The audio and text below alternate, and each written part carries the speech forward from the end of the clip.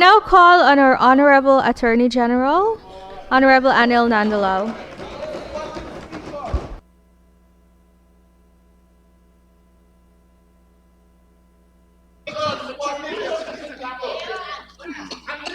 Madam Speaker, it is my privilege to make my contribution to this year's budget debates.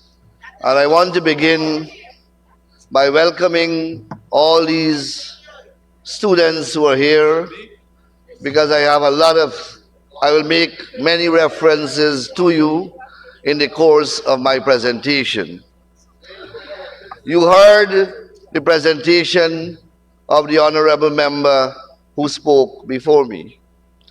And you would have heard the honorable member, use the term mendacious throughout her speech. Mendacious means lying. It's an unparliamentary word. So because you can't say lying, they say mendacious.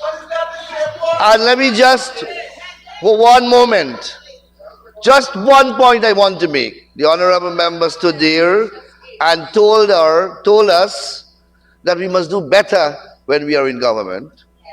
And she stood there and she said that the honorable Prime Minister and our government continued where she left off in the telecommunications sector.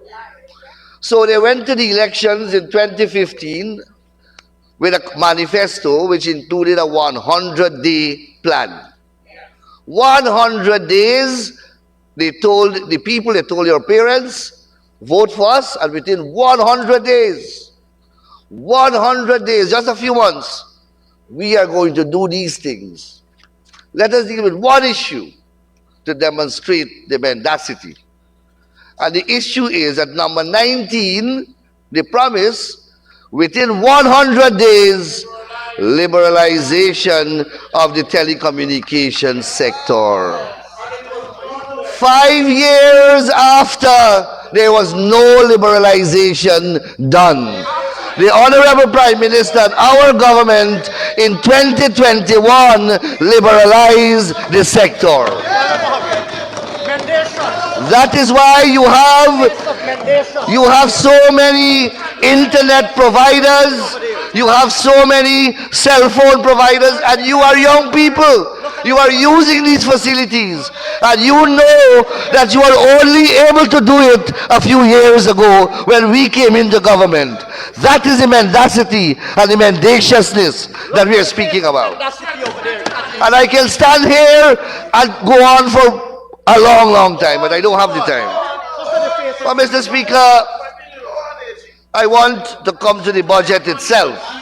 And I want to begin by recognizing and acknowledging the work of the Ministry of Finance, headed by the distinguished Dr. 𝐁𝐔𝐃𝐆𝐄, and all the public officers across the state sectors who would have worked assiduously in compiling yet another comprehensive, transformational, and sustainable national budget. And I'll come back to the term sustainable later. Mr. Speaker, Madam Speaker, we have heard day in, day out that the budget has nothing for the people of Guyana. But the simple truth is that this budget will inject into the economy of Guyana, a small economy of less than 1 million people, $1.6 trillion. That's what the budget alone will inject into the economy. When you add that to foreign direct investments, local private sector investments, the impact is going to be staggering on every single Guyanese, except the losers on the other side. The losers on the other side. You heard the honorable member, we are building highways, we are building roadways, we are building a Demerara Harbor Bridge that will be about 100 feet in the air. She brings one street. and she shows the children the mendaciousness. She produces one street. We are building thousands of roads. You come from various villages across this country. You come from various villages across this country. And I say to you that wherever you are living, my children, wherever you are living, the streets in your communities are being built. Wherever you are living. But you heard her for yourself. One street. One street. That, my people, that, my children, is the mendacity that we are speaking about. Mr. Speaker, speaking at the lower end of the batting order gives me certain benefits. So I will not, a lot of information has been put out there already on the budget. The parliamentary record is inundated with data of policies and projects in the budget. And I don't wish to retravel those grounds. But Mr. Speaker, later this year, all of us in this House will be coming into your villages, and you are too young, but we will be asking your parents to vote for us. Later this year, all of us will be asking you to do that. And I want to speak to the electorate from the platform of Budget 2025. Mr. Speaker, Madam Speaker, there is a direct correlation between these budgetary estimates and national elections. These budgetary estimates are not sterile, they bear a relationship. Because when we come back, when we go to you, your parents, when we go to the people of this country later this year, we have to demonstrate to them that the promises that we have made to them in 2020 have been delivered. We have to show them that it has been delivered. And once we show them that they have been delivered, we will ask them to return us to office. And that is what they certainly will do. And therefore, Mr. Speaker, electoral politics is based upon two important pillars: trust and track record. Trust and track record. You see, when you go to the electorate, you're asking the electorate to vote for you. And once they vote for you, you will deliver these promises. So they're trusting you because you're not in government yet for that term, but you're telling them, give me your vote and this is what I'll give you back. You're asking them to trust you. And one of the main ways by which they can determine whether or not to trust you is by examining your track record. The human being is not a robot. The human being is informed and is guided by his experience. And therefore, track record is important in that trust relationship. So, Mr. Speaker, we have two parties, main parties in the country that have spent, one, the PNC, whether they are AFC, whether they are APNU, they are one and the same thing. They are all PNC. You heard the Honorable Member, Cathy Hughes, an AFC member, because she couldn't point to developments and accomplishments during the last term in government. She had to go back till to Burnham. Gone back to Burnham, and you will read and your parents will tell you what Burnham did to this country. But I don't want to detain you on that issue. But they are the same thing. And then, so they governed for 30 years or a little over 30 years since independence, and the PPP governed for just under 30 years. So, Mr. Speaker, I now want, so you have a lot to examine on the track record. You have 3 decades of track record from both political parties. And Mr. Speaker, we heard a lot about good governance. We heard a lot about transparent governance. We heard a lot about constitutionality and the rule of law. But none of these attributes, as important as they are, none of these attributes can exist without a simple thing: free and fair elections. They can't exist without a democracy. Democracy is the sine qua non of all those important attributes. And Mr. Speaker, the right to vote is perhaps the most important right to the citizens of any country. Because if you take away that right to vote, you deny that citizen of every other right. Because a governor who is elected, who takes power without the vote of the electorate, will remain in power because he doesn't need the vote of the electorate, and therefore will do as he or she pleases. So all the other rights will never be realized. Your right to speak, your right to move, right to access justice, all of that will be interfered with. Right to education, if you don't have free and fair elections. So let us examine the track record of the 2 parties on the question of free and fair elections. This is where I wanted to go. I had to travel a little circuitous route before I reached there. So we went, as you know, you are bright children. In 1966, we got independence. And we went to our first election in 1968. The PNC was in government. And they passed a law. They passed a law that allowed for overseas voting. And 1/5 of the persons who voted at those elections were overseas. They voted overseas. And a British television firm did a documentary. And they decided to follow the trail of the voters.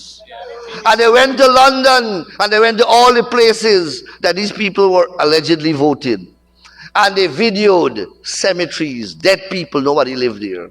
They went to the houses, the addresses. They went to the addresses, and they asked the people who were living there if they know Tom Samuels. The people said, Tom Samuels never lived here. We have been living here for 50 years. You know what they did? They sat down in Georgetown, compiled a list, and voted for 36,000 people in the United Kingdom. 36,000 people that don't exist. And you know what the results at that time? At that time, today, we have 65 members of this House elected. In those days, in 1968, it was only 42 members of the House. Only 42. And listen to the results. The results were the PNC, out of a total of 42 votes, 42 seats, they got 30 seats. PNC got 30 seats, more than a 2/3 majority. They took 30 seats.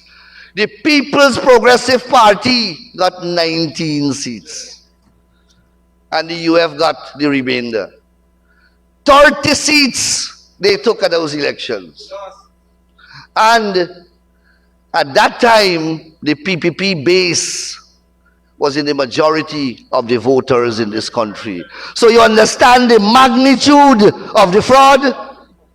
You understand the magnitude of the fraud? And we were a young nation. That is the first scar they inflicted on the democratic tapestry of this country. We were only 3 years old, 2 years old as a country. 2 years old, and they destroyed the democratic credentials of this country. And they laid the foundation of what was to come. 1973 elections followed. It was worse rigged than that one. Worse, they used the army this time. Because of the exposure to the overseas voting, they had to find another mechanism to rig. This time, they used the army, and the army officers went to all the polling stations and picked up the ballot boxes and took them to 3 central locations, one in Berbice, one in Demerara, one in 𝐁𝐔𝐃𝐆𝐄. You were not counting at the place of polls, you were counting at the central place. So when the army picked it up, what they did, they threw away all the ballots in the box, and the army officers marked the X next to the palm tree, the PNC symbols, whole night. Whole night. What you call them, mendacious? Mendacious. That is fraud and trickery and artifice of its highest level. Rascality. And Mr. Speaker, at that time, we had 53 seats in the House. 53 seats. They took 37 of the 53 seats. 37 seats they took. Another 2/3 majority. You know what they gave to the PPP? They gave to the PPP 14 seats. The mighty PPP got 14 seats in 1973, when the PPP base was 50% of the population. Led by Dr. 𝐁𝐔𝐃𝐆𝐄. Let us go to the 1980 elections. 1980 elections, again 53 seats. Oh yes, and Dr. Anthony is reminding me, at a village on the Quarantine Coast, when the army went to pick up the boxes, two young comrades, among others, blocked the soldiers from taking away the ballot boxes. They say, you're going to steal our ballots. And you know what the soldiers did? They shot those 2 men. One was 18 years and one was 24 years old. Shot them dead. And did not take them to the hospital, but threw them on the back of a pickup truck and went all the other polling stations to pick up more ballot boxes, while those men bled like animals in the back of a pickup until they died. That is what. So I am so happy that you are here to understand your history. So let's go to the 1980 elections. The 1980 elections, there were 53 seats in the parliament at that time. 53 seats in 1980 elections. The PNC took 41 of the 53 seats. 41 of the 53 seats. They gave the PPP 10 seats. The mighty party of 𝐁𝐔𝐃𝐆𝐄 got 10 seats. And the UF, the Speaker's party got 2. He lucky get 2. TUF get 2. And then we come to the 1985 elections. You know, they say they had 2 presidents. One President Burnham and one President Hoyt. President Burnham presided over those elections. Let us hear what Mr. Hoyt did. You know, he's regarded as a Democrat. He's regarded as a Democrat. So let us see what Hoyt did in 1995. In 1985, out of 53 seats in the parliament, they got 42. They got more than in 1980. 42 seats. You know what the PPP got? You know what we got? 8. 8 seats. 8 seats. And the WPA got 1 seat. That was the massive nature of the rigging and the fraud. And today, they want to lecture us. We must do better when we are in government. That is what they did when they were in government. Tell us what happened in That is what they did. I'm coming to 2020.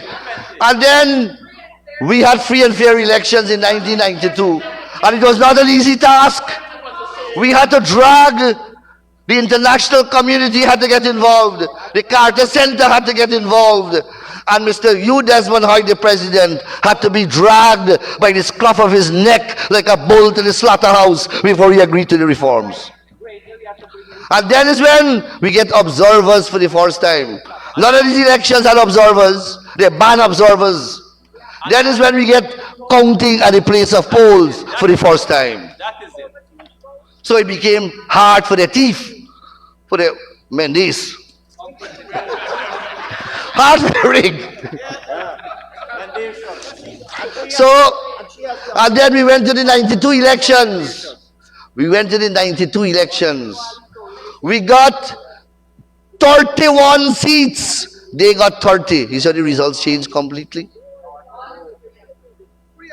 Right? And the WPA got one, and the TUF got one, I think. That is what free and fair elections did. You see how we moved from 8? We moved from 8, a measly 8, to in the 30s in one elections. One elections. That is what democracy had brought to this country. And then we had the 1997 elections. We brought back foreign observers. All over the world, people came here and observed. We had 2001 elections, 2006 elections, 2011 elections. Those are the elections we presided over. And all were certified to be free and fair by the international community and the world. And you know what's the margin? Was just a few seats margin of difference between the PPP. They win by 20 and 30 seats. We won by 2 or 3 seats because that is what reflected the reality of the vote on the ground. And that is what we did. And then all of you would know about the 2020 elections. All of you would have read about the 2020 elections and the multiple attempts to rig those elections. I am so happy that 2020 came to refresh your memories. And what was different about the 2020 elections is that it was recorded on the social media. So everything that they did was streamed live across the globe. You could have been in your home and you could have seen them in their multiple attempts to rig.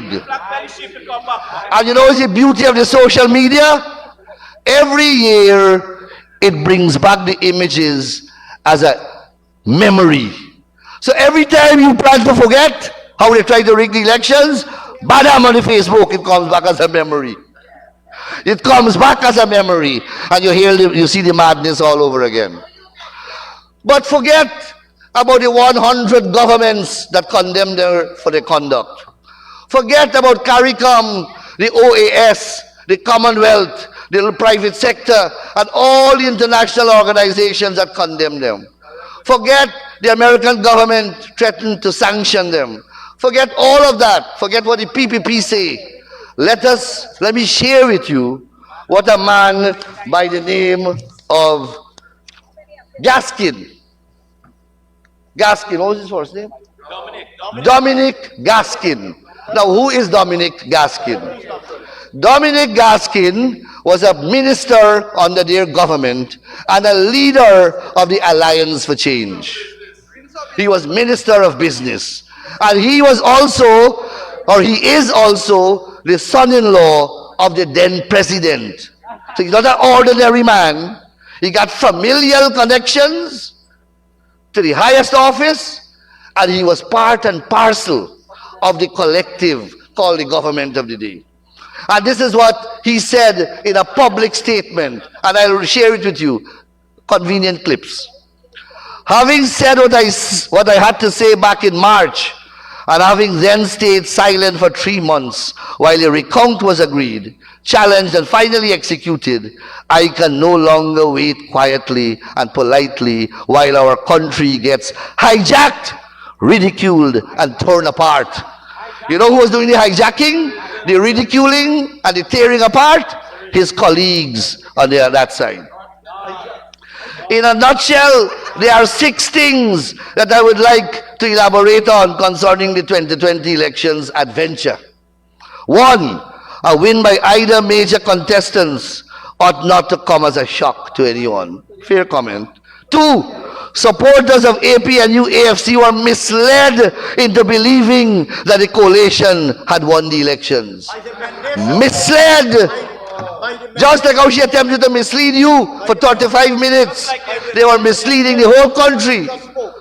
3, there was then a deliberate attempt to discredit the entire elections.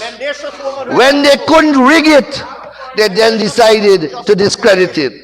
4, no evidence has been provided to support the claim of vast numbers of rejected ballots among the disciplined forces, let alone the allegation of a deliberate attempt to invalidate the votes of the disciplined services.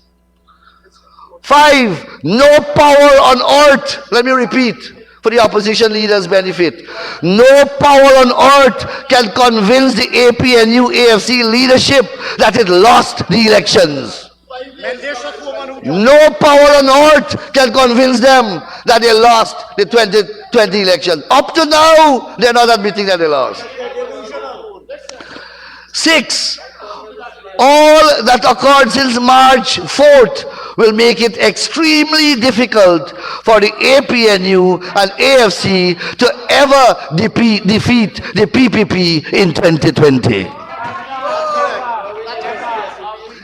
It's not I saying so, it's their own saying that about them publicly. That's correct. That's correct. Let me skip.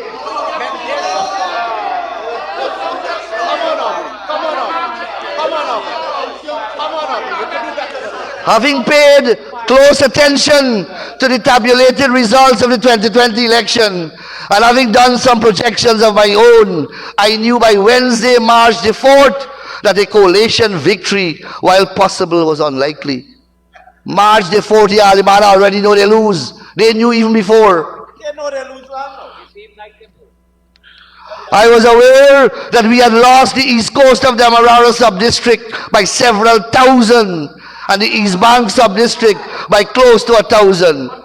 At the time, the returning officer for District 4, Clement Mingo, had completed the tabulation for Georgetown area, showing the coalition ahead by nearly 40,000 votes. This was clearly not enough to close the more than 50,000 lead that the PPPC had gained in the 9 other electoral districts. Meanwhile, that mendacious woman who just spoke was claiming victory.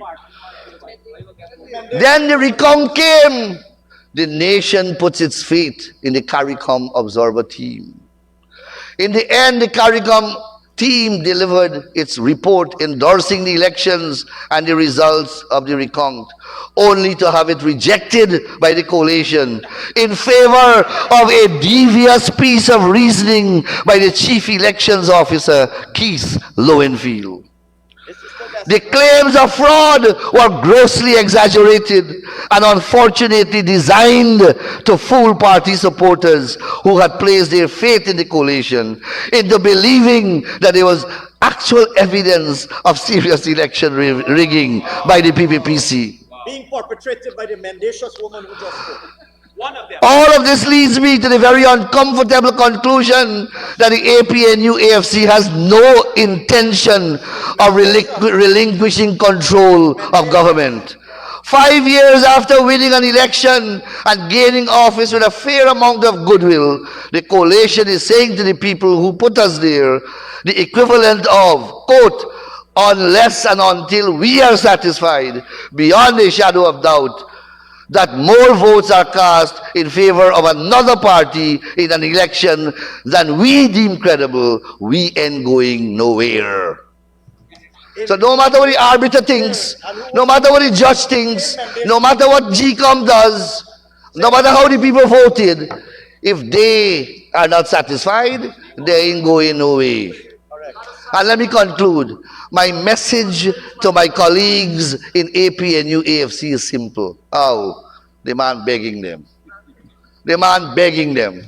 This was since 2020. They had 5 years to heed the man's advice. Hear what the man saying. My message to my colleagues in APNU is simple. No one elected us to remain in office forever. There is no reasonable basis on which you can claim to have won more votes than the PPPC in these elections. Level with your supporters and start directing your energies towards becoming a credible opposition party in time for 2025. Above all, try to regain the trust. Remember, I began this speech by the word trust? I began this speech by the word trust. Above all, try to regain the trust of the swing voter. You will never win another election without them. Heed those words. They have not learned anything. Nothing on that side. Instead, the mendacious woman Honorable member, continues with I require an extension for you to complete your presentation. Thank you, Madam Speaker. I would like to ask that the honourable member be given 5 minutes to conclude his speech. Thank you. Please continue, Honorable Attorney General. Mr. Speaker, Madam Speaker, I go quickly.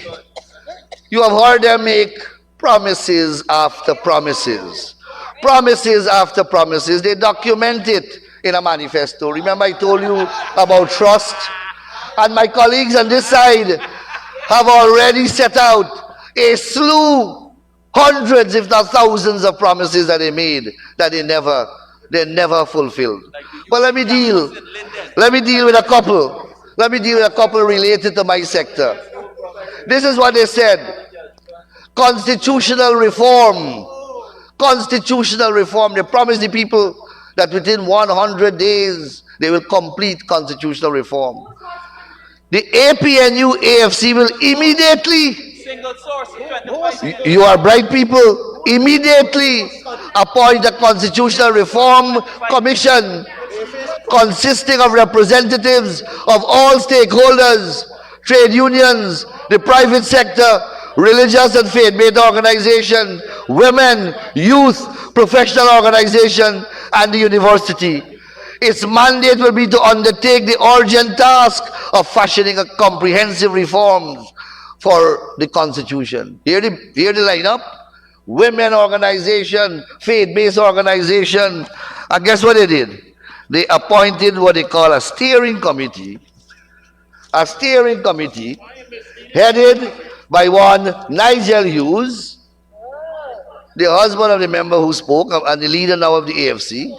So you see the connection. They appoint Nigel Hughes to head a group of about 4 persons. Geeta Chandan, the honorable member, another PNC, APNU person was on the thing. Remember they promised independence, broad-based.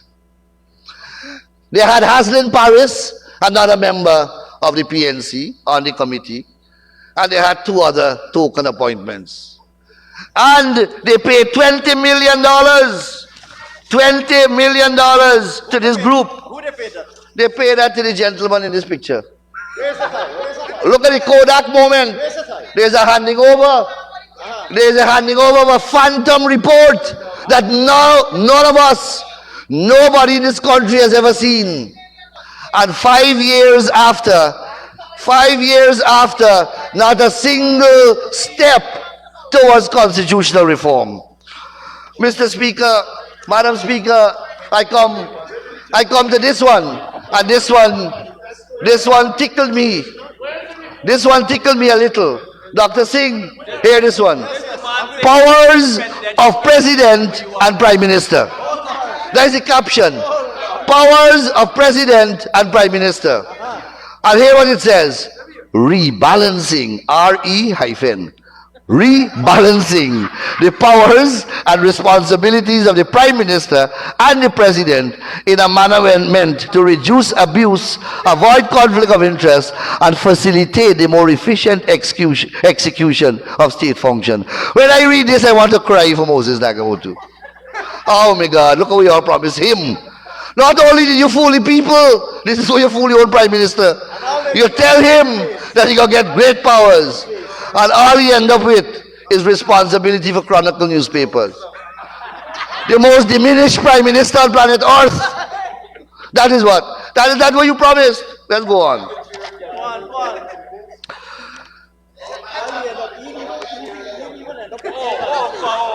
This is another one. This is an interesting one too. Dr. Singh.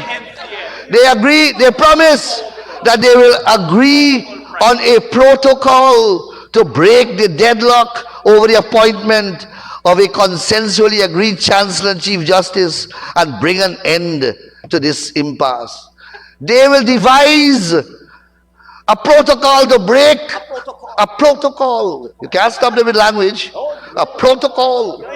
Not an amendment to the Constitution. No. It's a protocol. And you hear the opposition leader. The People's National Congress reform. A protocol. Where is the protocol? Where is the protocol? And this one is particularly relevant to the Parliament. This is what they said in relation to Parliament and the National Assembly. This is what they said. Mr. Clark, I will ask you, to the Speaker, I will ask you to comment on these at a later stage. They will appoint, now all of us know that we have a Parliamentary Management Committee comprising of 5 on that side and 5 on this side. But that, according to them, is not working. This is what they promise. Appointing a parliamentary committee dedicated to making recommendations for the continuing reform and improvement in the working of the parliamentary system. Where is that committee, Mr. Clark?